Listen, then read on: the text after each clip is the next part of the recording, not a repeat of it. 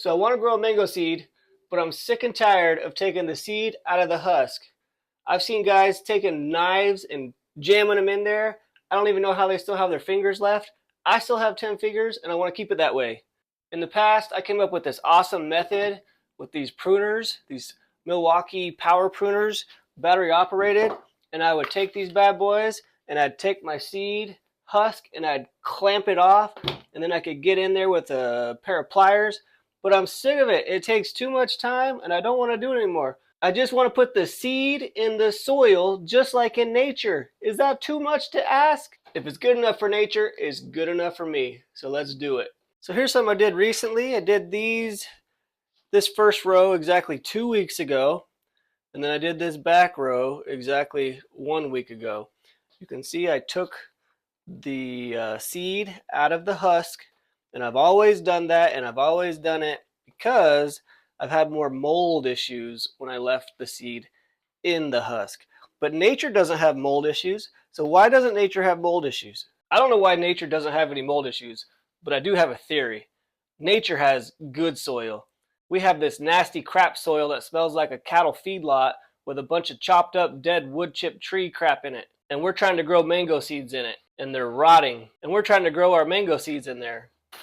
So here's the soil I'm going to use for this experiment. This is peat moss, pumice, perlite, and decomposed granite.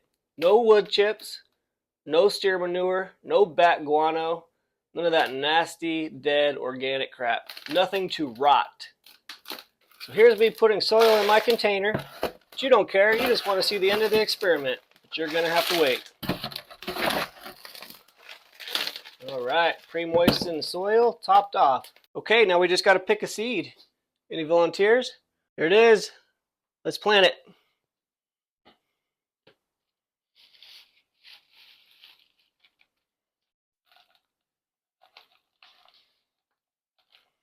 Don't forget to water it in. And don't forget to label it.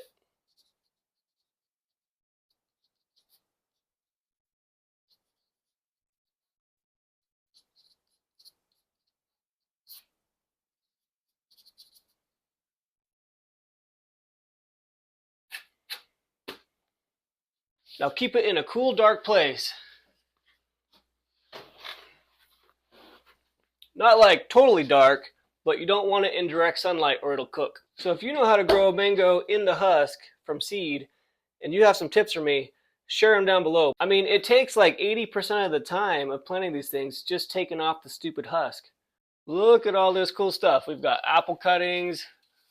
These are rooted out. They need to be potted up. These are going to be rootstock. This variety loves our clay soil. It doesn't mind our high pH. In Phoenix, we have pear cuttings.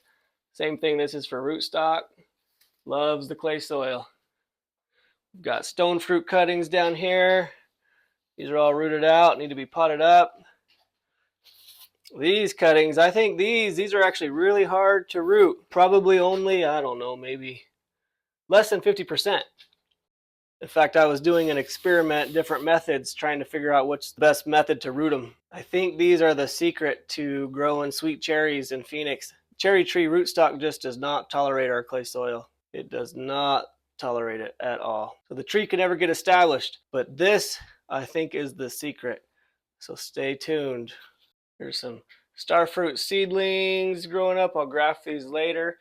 Got some bananas coming back from near-death experience when they were left out in the cold over the winter. Got some mango seedlings starting to come up. And here we have an avocado experiment. You can see the only thing different on these avocados is the soil.